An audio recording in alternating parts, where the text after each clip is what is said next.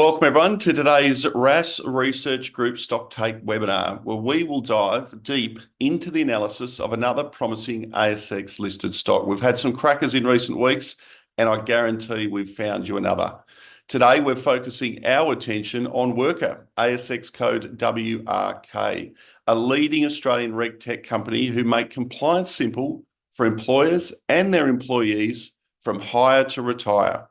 RaaS Research Group's detailed analysis, presented by Senior Analyst John Burgess, will cover all the main themes, financial models, and potential pitfalls any investor should consider before making an investment decision. This presentation will then be followed by Wrkr's CEO Trent Lund and CFO Karen Gilmour, who will give a detailed overview of the company. Trent and Karen will also participate in a moderated Q&A session where you will be able to have the opportunity to ask questions directly to them and also to John. So submit your questions during the presentation using the Q&A function on your screen. Drop them in at any time and we'll make sure we put them to our presenters. I will be collecting those questions and putting them directly to our presenters during the Q&A segment. Thank you for joining us, and without further ado, let's get started. Please join me in welcoming RaaS Research Group Senior Analyst John Burgess. John, over to you. Thanks, David. We'll go to the agenda slide. So, we picked up Wrkr in July 2023, so it's been a very busy 15 months. I thought we'd go back to that initiation and look at the key themes that we highlighted then and see what's changed. And which includes, I guess, the timing of some of these key sort of contract and customer movements. Have a quick look at our current estimates and current valuation, and remind people of the sensitivities that drive this valuation and estimates. So we'll move on to the So at initiation, I guess the simple message that we had was from the revenue base. I think at that time of 6 million, there was 3 step changes that we could see over a 3 or 4 year period that could take that revenue from sort of 6 million to sort of mid 20 million in revenue. They were obviously the Link, which is now MUFG. They were the Link client migrations from Link to Wrkr. There was the benefits of Payday Super, which is scheduled to begin July 2026, so FY27. So I should say, go back, that Link, depending on how many clients move across from Link over the next sort of couple of years, we identified that as something like at least a $6 to $8 million revenue uplift. Similarly, if those clients migrated and Payday Super was implemented, and we'll talk about that, I'm sure the company will too, we had some pretty conservative assumptions on how many more transactions Payday Super would result in. Only 2 times, it could be up to 4 or 5, but that was another 6 or 8 million opportunity. And then the company's major client on their platform, Art, they had just acquired QSuper, and they were merging the two, and bringing those QSuper clients onto the platform was another $2 to $3 million by our estimate. So, from 6 million, we had sort of a couple of 8 million and a 3 million jump to get to that sort of mid 20 million revenue, and that was basically the key. There were also some new product developments going on. Wrkr Ready was one of them in the very early stages. Anyhow, with all that sort of assumptions, we initiated with a valuation of 8 cents, and the share price at the time was 2 cents. And in 2023, we had a break-even EBITDA forecast for 2024. So if we move to the next slide, David, we can see what's actually changed since. And there's been a lot going on. Obviously, first of all, Link was acquired by Mitsubishi Financial Group, so that's quite a big change, and quite a big risk when you've got a key client under new ownership. And that seems to be navigated very well. The trials with clients of now MUFG, from my understanding, and certainly the company can go into in a bit more detail, The scope has increased, so that there's been a lot more work in sort of just going from just super clearing to a whole bunch of other products, including payroll, in terms of the trials with these super clients like REST, which is the first client announced. And so the scope's increased. In this 15 months, they've moved into Hong Kong. So that was something we hadn't even considered 15 months ago. And they've actually moved in and obviously received milestone payments for that and had to develop product. The Q Super migration hasn't happened yet. There's still a contract in place with the legacy provider there, and so we've adjusted our expectations for that migration, which we'll talk about later. There's been a 25% increase in the price that Wrkr receives from Art per user on the platform. So that was certainly new news in the last 6 months. And one thing I've obviously missed here is that there's been a pretty substantial capital raise of about 9 million and conversion of convertible notes. So there's a lot going on.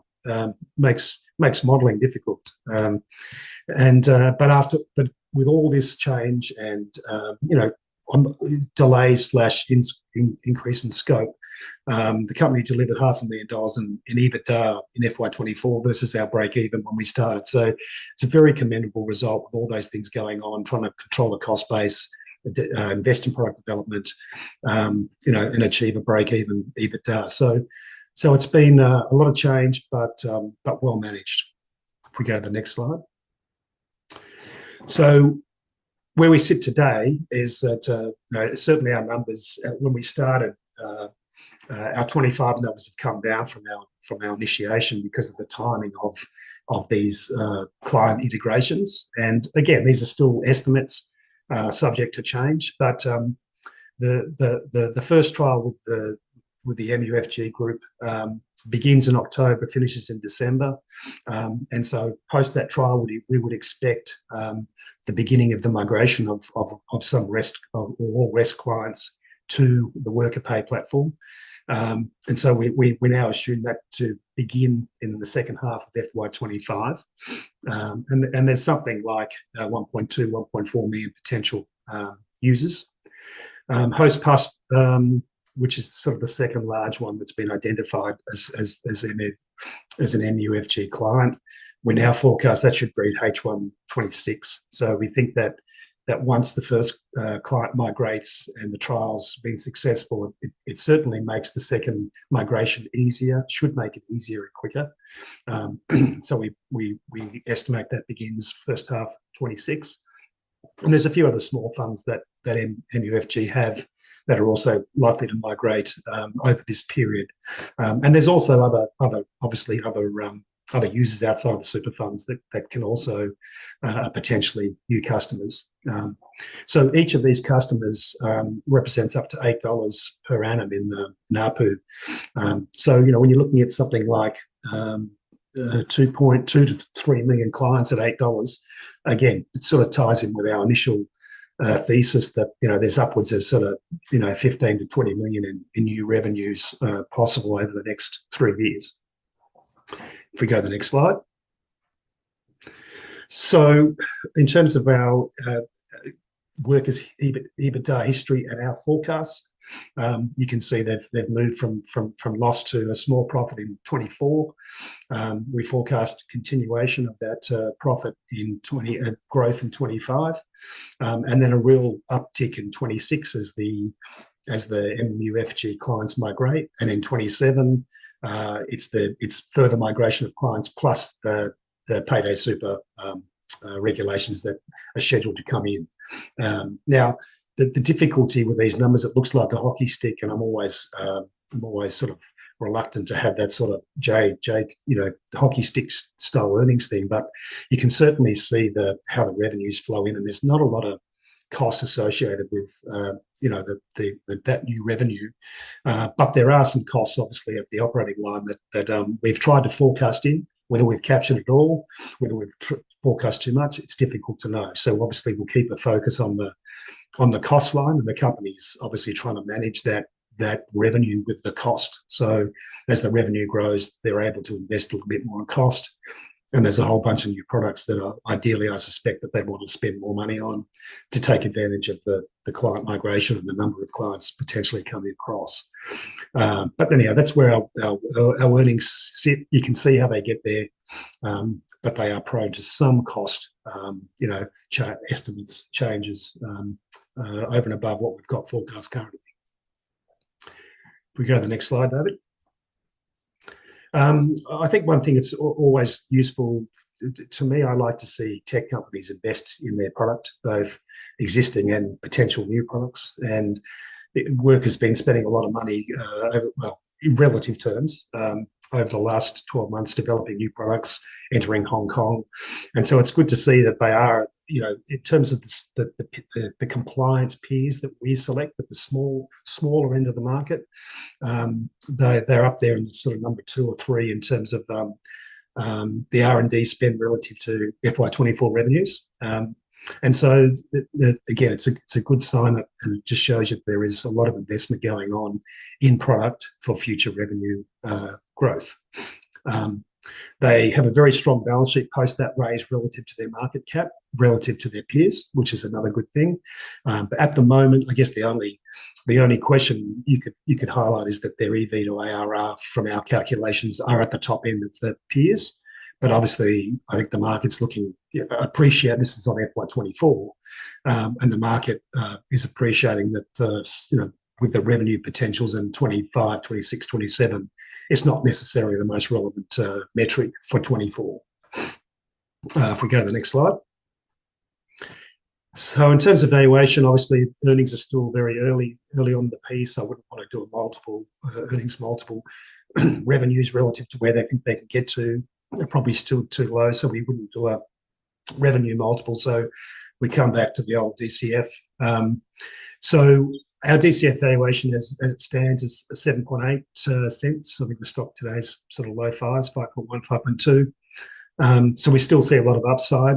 We're still using a WRkr 12.5, which includes a beta of 1.3. So we're still trying to price in some risk of these contracts actually coming across and generating revenue. And we only have a 5% medium-term growth rate, which is sort of from estimates from 2029 onwards. So I don't think there's a lot of we haven't got a lot of growth forecast.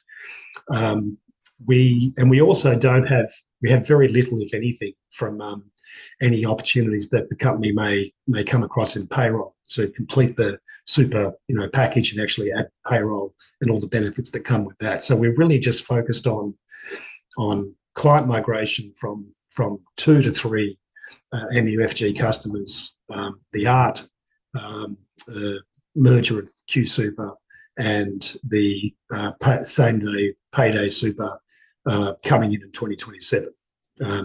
So that's what really gets us to our valuation as we sit today. Next slide, David. In terms of the sensitivities to both the valuation and our forecasts, the clear number one sensitivity is the migration of the likes of Rest and Hostplus to Wrkr Pay. If those customers don't move across, you don't get the benefits of the interest rates, the flow earnings on the holdings. You don't get the benefits of the transactions. You don't get the benefits of payday super and the sort of potential to double those transactions in FY27. So that's the number one risk to the numbers by far. Much less of a risk is the client migration of ART to or QSuper as part of ART to the platform. We're only talking maybe $2 or $3 million in revenue opportunity there by our estimates, whereas the Wrkr Pay, with MUFG is closer to an $8 million opportunity at least. The level of interest rates has some impact. Wrkr do make money from the float income of the super holdings that they hold in trust for 2 or 3 days. So the cash rate, we've got the cash rate coming down in our numbers by 50 bips. So we have tried to forecast some rate cuts, not being too reliant on rates staying where they are. But it's certainly, if they get back to, zero, then you'll lose the float income. And then obviously there's product development still being, onboarding of super payments clients and so on, still in its infancy, and we do have some revenue benefits from these products going forward. So there's some risk there. And I guess on the other side, what we don't have in our numbers is really the whole payroll picture. As I said, we're really just focusing on the clearing of the super and the opportunities of clients coming onto the platform. We really haven't got anything for payroll going forward. So I think, David, that's the end of the summary of our current thinking on Wrkr. Thanks very much for that. A great overview, John, and I think really sets the scene for the rest of the presentation. Now, remember, a copy of the recently released research on Wrkr can be found on the RaaS Research Group website. So if you want to go and do your own deep dive, jump on the website, download the research and check it out. Now it's time to hear directly from Wrkr's CEO, Trent Lund, and CFO, Karen Gilmour. Please join me in welcoming both Trent and Karen, who will go through a presentation of the Wrkr business and then at the end be available to answer any questions. Trent, Karen, over to you. Wonderful. Thanks very much, David. And thank you, John, for comprehensive analysis of our business, of course. So we'll try and cover off a couple of those areas, particularly around payroll, which aren't covered as much in that set of numbers. So I thought, as a quick, if we could just jump to the next slide, and I'll just to refresh for everyone. So where do these numbers come from? Well, it's worth starting with what is our purpose? What is Wrkr about? And we really have somewhat of a simple task or simple purpose, but a complex task is maybe the way to think about it. And that's to help Australian businesses and workers be ready to start work. So that's ensuring that your staff are compliant, ensuring your staff are set up on their super, are set up with their identity and have met their various compliance obligations. Make sure that pay and super specifically as a priority is correct and paid on a timely basis, and then connect employees to the appropriate benefits by taking advantage of the insight we have of both pre and post-tax information for employees. And the way we do it is just by taking the complex compliance moments and making them simple, and actually really long-term is making compliance valuable to employees. So do it once, do it well, and have portability of that information. But our mission really starts in the super industry, and that's around digitising, transforming the pay and super processing to straight-through processing, because they're the most ubiquitous moments. So if we jump to the next slide, I'll just jump into a little bit of summary detail. I think John covered this well. Look, a good way to think about our business is while we have quite a broad revenue mix across our products, onboarding, pay and super processing, compliance report lodgements, and license credential checks, our revenue mix is predominantly geared towards SaaS user license and transaction fees. We do, as a payment processor, have float interest, and we have some legacy contracts, particularly ART, which is built around license fees, support maintenance, and some innovation services that go on that platform. But interesting for our business today, a new brand, although steeped in some history, been actively involved in the standards in this industry across a variety of brands since early 2009, and on that basis, where we touch today, we touch TFNs, so tax file numbers, about 2.9 million unique Australians across our various footprint of our technology. So if we can jump to the next slide, I just frame the problem for you that we seek to solve. And most people are oblivious to the fact that it is a major problem or challenge in Australia around compliance, unless you've been an employer and you've had to go through the process. And And really the problem is twofold. It's hiring staff and paying your staff. Both of those two, what's seemingly simple moments, actually require, on the most part, software to solve and help with processing. But actually, behind the scenes, there are very complex steps that actually require quite unique licenses to complete those steps, and so they need to be outsourced. Even payrolls outsource the steps around super payment, for example. So if I just touch on a couple, identity verification or right to work checks. Visa checks in Australia require a connection to Vivo, the federal government. The infrastructure required to do that digitally and meet their security standards is complex. And that really goes across the board. Across on the right-hand side in payment processing, specifically when we talk about super, which is one of the more complex and more regulated payment moments in Australia, there is a need for complex licenses such as gateway licenses, clearinghouse, financial services licenses for non-cash payments, and particular digital capabilities to support the ATO's requirements under single touch payroll and rollovers. So what this really exposes is that simple role of hiring and paying an employee is actually the top of the iceberg. What sits beneath the water is a lot of complexity and technology, infrastructure and licenses, and that really is where Wrkr plays. If we jump to the next slide, and then we can get into the meat and potatoes of the business. But who really has the problem today? Well, actually, the biggest challenge is for super funds, as super funds help their employer clients. And if I take an example, companies like Rest have over 1.4 million members that are in contribution phase. So that is employees of their employer customers who are paying into their super fund today. So super funds are the biggest concentration points of the need for these services. And in particular, they take an active interest and in fact pay and provide solutions to employers to help ensure that they do pay on time and accurately for super, for example.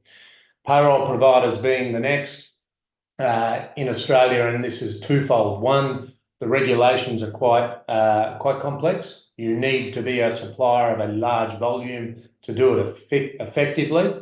There are only circa 6 active licensed operators working in the full end-to-end super processing through to payment movement. And so payroll providers need to outsource the super contribution to providers such as Wrkr. And this continues right up through the spectrum. And you'd ask why? Well, it's actually because scale is important, but two, many software platforms are actually developed internationally and do not have a natural focus on some of the nuance of the Australian regulation. So that's why there's an opportunity for a company like Wrkr. So if we jump to the next, and I'll just explain, in simple terms. So what is it we specialise in doing? And that's really providing a digital solution that allows can be licensed by the super funds, by payrolls, or by employers directly, and that is for the processing, so onboarding of employees, managing those unique compliance moments. Even if they have existing HR software, we integrate to that software to allow these moments to be achieved correctly. And then, of course, the payment processing, where Wrkr specialises in the movement of money, both wages and also disbursements, union fees, other fees, but specifically superannuation fees being moved into the super funds with all of the appropriate notifications to the ATO and the various regulatory bodies. That's really our specialty. We focus on trying to make those complex steps really simple in one touch. If we can just jump to the next. And we do it in really two ways that stand out, and this is what matters.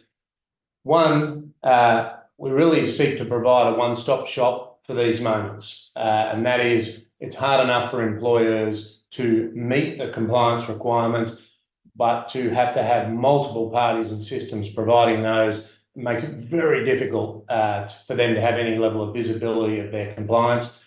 And the compliance requirements are not only onerous and complex, but they actually come with hefty fines and reputational risk. So setting up a one-stop shop approach for companies. And number two, we've specialised in a mobile experience that lets the employee participate in their compliance moments. It's your data, so you should be participating and providing it. And we have a very simple approach, which is you should be able to do it with your thumb on the bus on the way into your job. There's no need to ask for the same data several times, and we have an attestation model where we go back. If you give us your driver's license, we go and verify that's a true and correct piece of information, and then we can rely upon it for each of the next stages. So that's sort of a key to our business. So what have we really done? And there was discussion around MUFG in some detail. So if we jump to the next slide, Wrkr invested over the last couple of years alongside MUFG Retirement Solutions, back when they were so as Link Group and now as MUFG Retirement Solutions.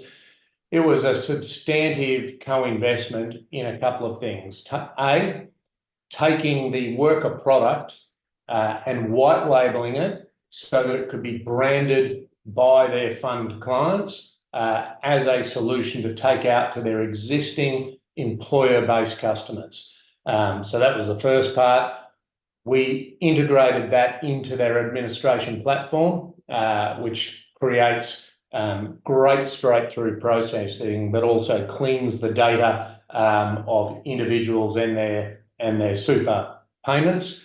Full integration into their support model and contact centres, and also the ability to provide additional services out to those employers in partnership with both Wrkr and MUFG. And this very much is a game-changing approach for us. And I think if we jump to the next slide, this is really what, thank you, David, what John was referring to, and that is, so why MUFG, why such a large investment between us?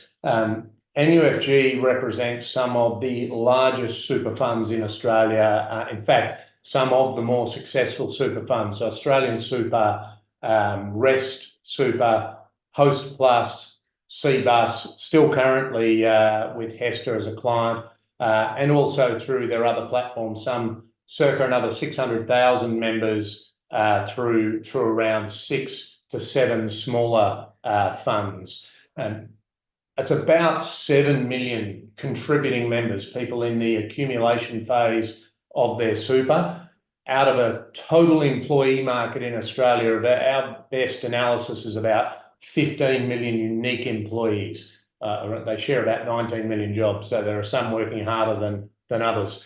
But of those 15 million employees, it's nearly half. And so we felt that level of co-investment was the right way to reach the largest base of customers, to then provide our broader services. So building on the bottom of the pyramid around super contributions, moving into payroll support, and then going further into a range of compliance moments that we already support, from contract signing, digital signatures, APRA medical license accreditation checks, working with children's checks, visa checks, you name it.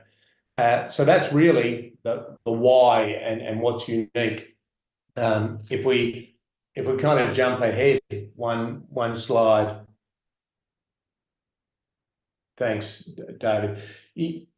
This is really for us, it's a large, very large market, but it is also a market for us that is additive. So the superannuation contributions that we process are unique. To extend and add payroll and pay processing they are unique transactions. So that's another market of growth opportunity for us. Disbursements again, and then each of those compliance moments that I mentioned are again a growth in that space. And so it's when we look at the market, we see both the Australian market to be quite large for us. We already process today directly about 500,000 users, indirectly through our software services about 2.4 million users. But we can see the opportunity through this offering collectively with MUFG Retirement Solutions really gives the chance for our business to be providing those services nearer to a total market. We believe that we can achieve between 6 to 7 million active users. So that's pretty important. Our ARPU on our direct users today sits around $8 per customer, and that excludes the onboarding services, which are quite unique and have a much higher margin of opportunity. Obviously, the partnership with MUFG has the opportunity to extend ahead of schedule. As John mentioned, we've already partnered in Hong Kong and are currently in the process of implementing our platform in partnership in Hong Kong for managing contributions for their pension-based market. So that's really the key. I'll probably touch on just one other element, and that is why the funds and why do they like our solution? Well, we're the first to really bring those small compliance transaction moments together with onboarding to ensure that moment where someone starts in a company for the first time, or indeed already has a super and moves to another company, that we don't add multiple accounts for that individual, that we ensure that as per the new rules and laws around payday super, that individual is stapled to their existing super fund to allow it to continue to grow. And the industry funds in particular, same names I mentioned before, that's something they're very focused on, we know. So maybe if I jump for a second for Karen to share a little bit on our financial journey, and then we can finish just with the industry trend. Thanks, Trent. So I won't spend too long. We've had a good rundown from John on forecasts moving forward and where we see the opportunities. I just wanted to touch on our results from FY24 briefly. You can see on the slide in front of you, we've had 4 years of over 40% revenue growth, which is a fantastic result. In FY24, we had a 46% growth in revenue. That was really driven by the MUFG market services opportunity, building, developing and implementing that clearinghouse and working with REST to do the integration and to get that live. We've seen the revenues come in from that of 2.5 million in FY24, and we'll continue to see additional revenues in FY25. Also, as part of that growth, we have our SMSF hub and the consistent remaining interest on the float income from our clearinghouse. We also have our Click Super clearinghouse, which is, the product that we originally started with in this company. And so that sees us have continual revenues that are really consistent and that we can rely upon year after year with very minimal turnover of our customer base. We were really pleased to have an EBITDA positive result at the end of this financial year of 500,000. That's the first time since the company was listed that we achieved that result. And so that was great to see. That also meant we had an operating positive cash flow position. We also had, as John mentioned, significant investment into our platform. So that's really setting us up for these opportunities moving forward with the MUFG market services and really capturing that opportunity as we see payday super reforms starting, which I know Trent will talk about and explain a little bit more in a minute. It's probably just worth noting too, the cash at bank obviously has changed significantly since the capital raise itself. We ran a capital raise that was certainly had significant interest. We capped the raise at 6.6 million and did an SPP side by side. with that. And in that SPP, again, while there was over 3 million in offers, we had that capped and took 1.2 million in addition. So 6.6 and 1.2 million in funds raised to underpin the growth around the expected opportunities with MUFG. So just to clarify that, I also got in trouble because I used the outdated slide and threw Karen under the bus there. Sorry, Karen. That's okay. I was going to go into that kind of capital raise a little bit more. So those funds we're really looking to increase our speed to market and bringing on additional funds onto the Wrkr platform, as well as other third-party opportunities, including integrations with payrolls and payroll service providers, administrators. So those integration pieces are really important in our next 12 months, and similar to what we've already announced around the KPMG Workday solution offering. So we are looking forward to seeing that roll out over the next 12 months as well. I think on that, I'll pass back to Trent and we can field any questions around financials in the Q&A. Right. If you throw to the next slide, just quickly, David. We actually will jump ahead. I think those figures have been well. I just want to touch on regulatory tailwinds. The payday super announcement has come out, and it is significant for our industry, and that was one of the areas that John put in as one of the sensitivities to give people an understanding. Obviously, if you're over 3,000 employees, you must pay your super monthly. Other than that, it's at your discretion, but must be paid quarterly. Today, there are about 160 million super events. There are pay or wages being paid is about 500 million. So what that tells you is we have the super industry with payday super will now move from 160 million events up to 500 million events. So it's a fairly substantive growth, circa 2.5, 3 times growth. There will be some users and employers who pay quarterly today, who pay weekly, who therefore will move to 52 pay events. It will have a substantive shift on the transaction volumes. Obviously, we expect to be a beneficiary of that change.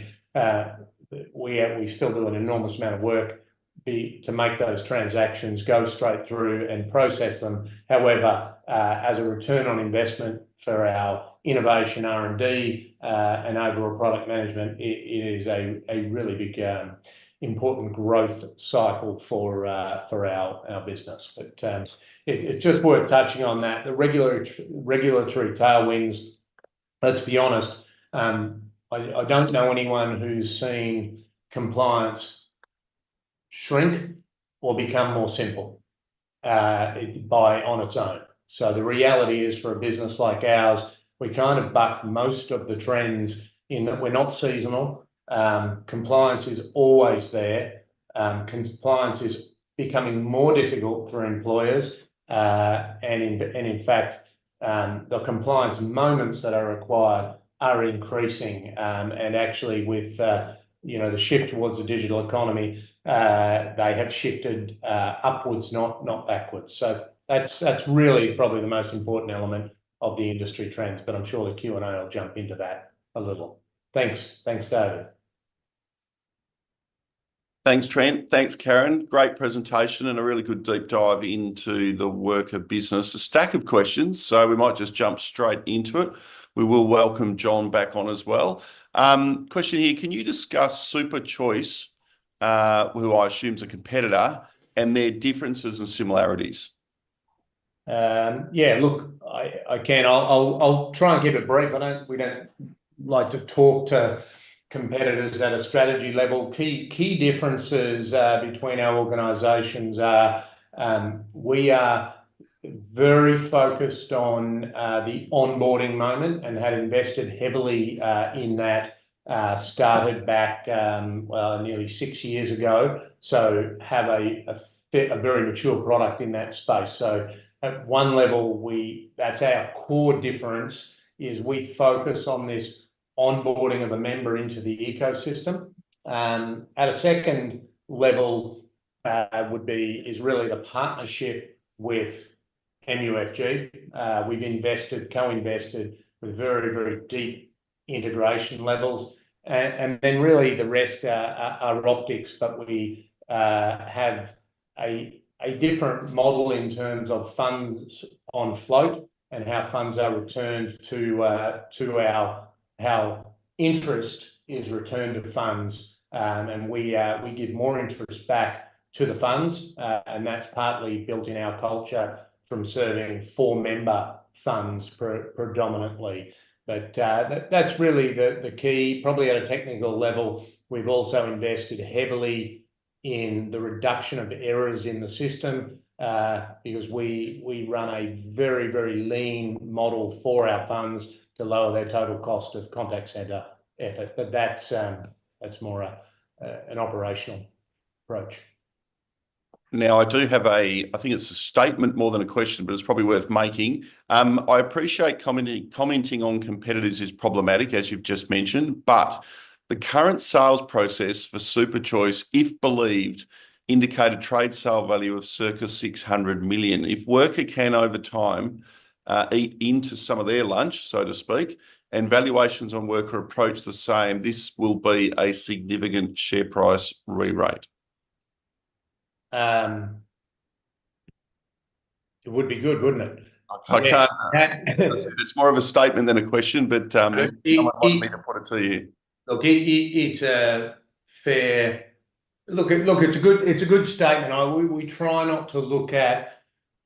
I don't disagree that we have a long-term view on driving some real growth here in the industry. I mean, for starters, we're not for sale. We have long-term aspirations in this market, and some of our areas of growth are quite different to a SuperChoice, particularly around our focus on the broader onboarding process. These are more valuable moments than moving super. You know, it's if we check a visa for someone, it's $10 a visa check, and 6 times a year at $60. That's a much higher margin ARPU contributor. So on a positive, our aspirations are perhaps more lofty. I'm not sure what drives that valuation, but I would say we are aggressive in the market, and our view right now is we are competing aggressively and expect to target and achieve that 6 to 7 million members. So read into that whatever you will as a speculator. Why are super payments so different to normal wage payments? Why can't anyone process them? Yeah, it's a great question, Dave. The real complexity came. What people need to understand is when the government instituted the SuperStream network, really post superannuation coming, and there being quite high degrees of fraud, no way of really tracking whether people are receiving their super. Because it's such an important and mandated payment, the government instituted the need for this network. So you have to, which is governed and funded. Actually, the governing body is funded by both industry and the ATO, but to ensure that there is a clear audit trail every time someone's super is moved into the super fund, to give them transparency. And actually, they use that information to really understand and identify fraud. One of the main reasons for Payday Super moving towards that higher alignment is, even with this complex network in place for moving money, where you have to be a highly licensed operator to move it, there are still organisations failing to pay super for employees. There's about 1.8 billion in insolvency and about 3 billion in late super that's not earning interest for employees out there. And that's Payday Super has really been designed to close those last mile loops. So it's an investment that keeps paying back for the ATO, to be honest. So they set a high standard to play. Now, you touched on Payday Super. It is a big announcement, clearly, for your business and the Wrkr business. Is there more impact than just more transactions? Yes. There's a couple of things that were announced, which are standout. Number one is this greater focus on compliance to the stapling rules. So that is, when you hire an individual, you are duty bound as an employer to find out what their current super fund is and give them the opportunity to connect to that. Although that regulation has been around for the last couple of years, very few organisations have had the technical ability to comply, and nor have they been focused on it. What the ATO has now said and Treasury have said is you must make that the first option. You can't offer an alternative product.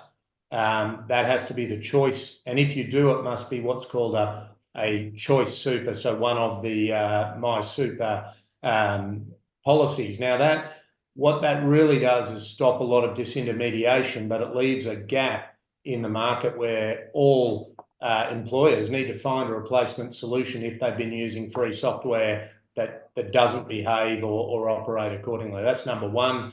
Number two is they, in a smaller set of lines in the announcement, they confirmed in 2026 they would be shutting down the ATO Small Business Clearinghouse, which is the free clearinghouse for anyone with under 19 employees.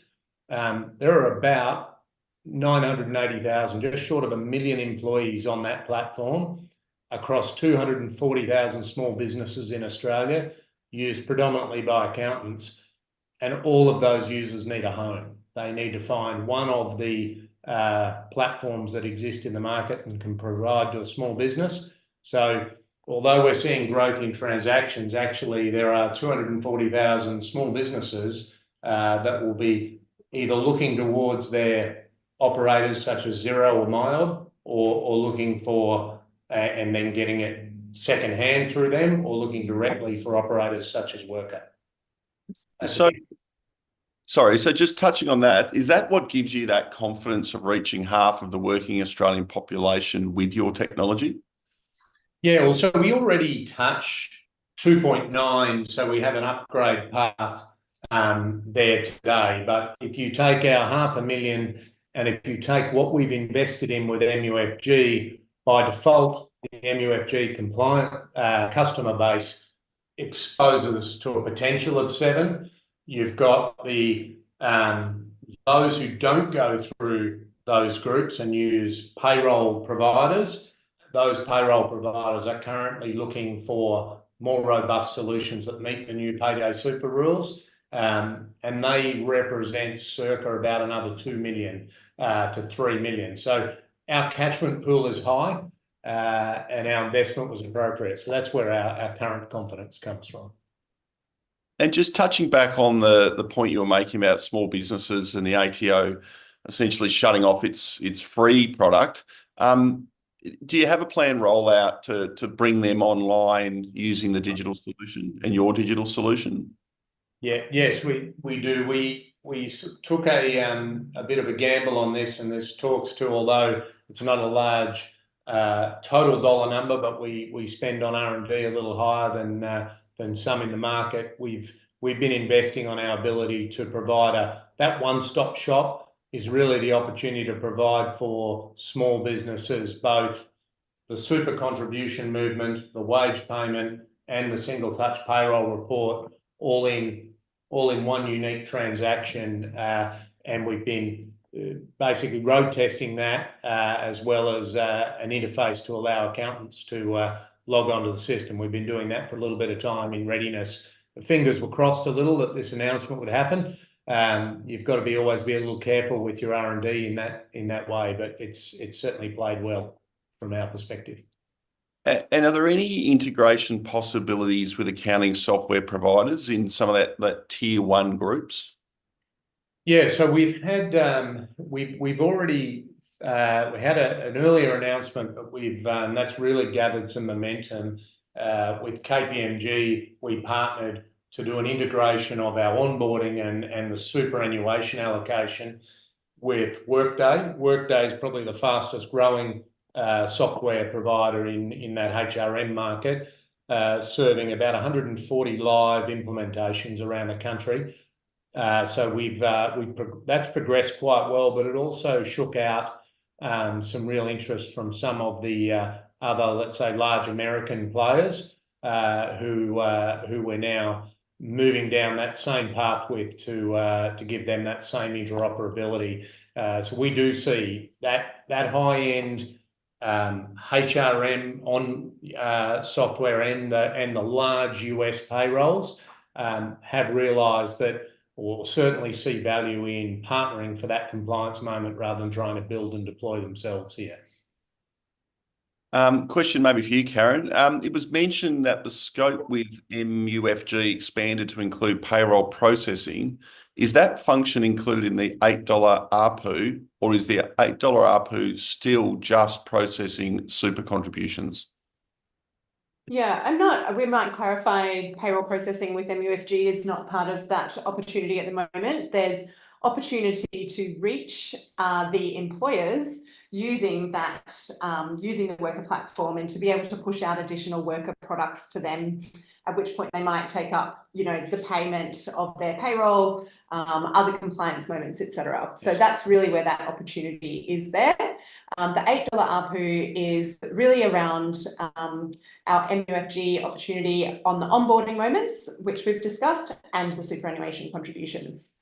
So pay would be a net growth again on top. We think that's slower and will be very dependent on the two-way integration with payrolls, and they tend to have fairly lengthy development cycles. So although we're very active, we've probably, similar to John, we've not been bullish on numbers because we have to fit into somebody else's development cycle. But it does make sense at the time you pay the wage and make that final decision out of your payroll system to be making your superannuation choice now and paying it right at the same time, because they are synchronised, and paying the single touch payroll report. So we expect to see a fair bit of shifting in 2026 in that space. You did mention that you expect to be EBITDA positive again in the next financial year. Is that realistic with large fund implementations? It's the great debate that we have at our board right now, and we'll continue to have. Maybe a couple of things. One, we are definitely on task to meet that EBITDA positive this year. However, what is a little outside of our control is although we're targeting two more large funds in this year, we think it might be a little more work than that, and probably more simultaneous. It won't be staggered. If that's the case, it would be my view that we would invest ahead of the curve, because the sooner we bring on that SaaS revenue, it's far more value accretive for the business. So if that opportunity comes, we'd be restating, obviously, but we would be, in my view, spending upfront to make sure we bring that revenue on. And is that the importance of the balance sheet strength? Correct. The going out and doing the capital raise at that point was twofold. To bootstrapping your way through was fantastic, and the business has demonstrated that ability to be cautious with costs. But we are playing in the high end of town with some of the larger super funds, and there's an expectation that we're not trying to juggle costs as a priority over delivering the result in the agreed time frame. So we wanted working capital to ensure we could hold that position. Time for the last few questions. So still coming in thick and fast, so we may need to take a couple of them offline. What happens if a super fund moves away from MUFG? Can Wrkr contract them directly or deal with them directly? Yes, we don't have any constraints in our contract with MUFG. Obviously, we focus on the fund first. We can integrate to other platforms, so other admin platforms. So there's no reason why we couldn't move away with an organisation, or indeed approach another organisation that isn't with MUFG today. In fact, ART, Australian Retirement Trust, is on their own administration platform, an American-based platform, and we integrate to that for them. So that's normal. We've tried to balance that our revenue, although we deal through MUFG and with the funds, to ensure that our revenue streams are also wide enough that we have direct contract engagement with payrolls and with employers themselves directly too. Now, this may be a question that might be a little bit tough to answer, but the question is do we know when the current QSuper vendor agreement finishes and the probability of ART moving QSuper volume onto the Wrkr platform? Yeah, so we've got very good visibility of the current planned projects around infrastructure upgrades and the likes, which enable it. That's what gives us confidence. I haven't seen their contract or any rollover, any extensions to it. So our understanding though would be it makes perfect sense, and they are lifting their infrastructure both for payday super readiness, obviously, but also what was always scheduled for that increased use. They're a pretty sensible organisation. They've invested very heavily in that Beam platform, so it makes sense now that it's stayed the course, and they've been focusing on some of their newer mergers, that is going to become their de facto standard. John, a quick question for you. What factors would you be looking for to lower the beta used in your DCF? Yeah, because I guess as Trent mentioned, fundamentally the business is not seasonal, got a bit of a compliance mode, and certainly could have a much lower beta over time. But obviously, the number one thing I'm looking for is getting those clients across. So once they're across, you've got that regular transactions, you've got the compliance mode, and you've got the customer. So it's really tracking these, and the QSuper migrations, is good, but it's really the MUFG clients coming across to Wrkr Pay that reduces that beta, and then you can start arguing what that beta should be. And 1.3 is definitely too high if those clients are there. So there's the upside, I guess, in terms of that valuation. And John, looking forward, you touched on during your presentation here, and there's a question around, you set valuation and you set some views on what you thought based on your initial initiation in 23, and then where the business got to. Now, I can't ask you to forecast too early, but do you think you'll see a similar sort of trajectory or change or step change from where you're valuing the business now to where it could be in 12 to 18 months' time? Well, I think that beta thing is one of the things that can change. So it's sort of, once you get these clients across, there's the risk of those forecasts comes down. So that's definitely an opportunity. I think we've got a little bit in our numbers for sort of the onboarding side, but probably not as much as the benefits that could be there. And then in Hong Kong, we've only really got the one client that's migrated. We haven't got anything else. We haven't got anything in New Zealand or the UK where MUFG also operates. So, there's still a lot going on, and I think we really are still just focusing on those three key drivers that we started with, and just the timing of those. But everything else that's happened, as I said, I don't think there's a lot in the numbers for those. So that's where the change could come from. Now, Trent, Karen, last question, and I don't want to hold you too much to a forecast, but there's a question here: pipeline of new fund contracts and timing of announcements. What does the next maybe 6-12 months look like? Yeah, well, I'll start. Look, at the beauty, I think one of the big positives of payday super is it puts a bookend, right? The existing infrastructure for any of the current funds is not up to task, needs either fundamental change or replacement.